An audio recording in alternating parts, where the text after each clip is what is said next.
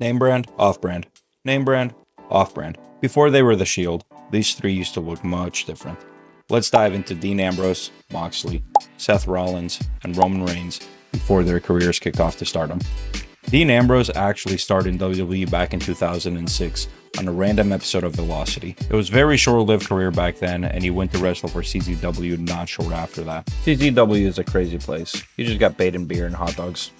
Seth Rollins wasn't as crazy as Dean Ambrose. He rose to stardom in Ring of Honor until he was called up to the NXT. He actually became the first NXT champion.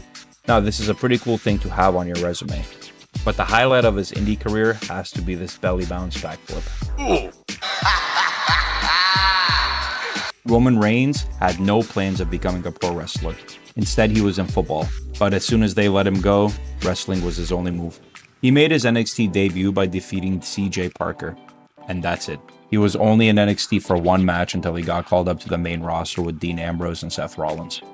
During FCW, they actually had a triple threat match against each other before they got their big push into the Shield.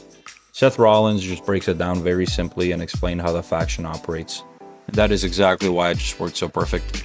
They were on top of the WWE for years when they were the Hounds of Justice. They were unstoppable monsters, and it took the whole locker room just to team up to take them down. They were against WWE authority, and it seemed like a valid threat to them.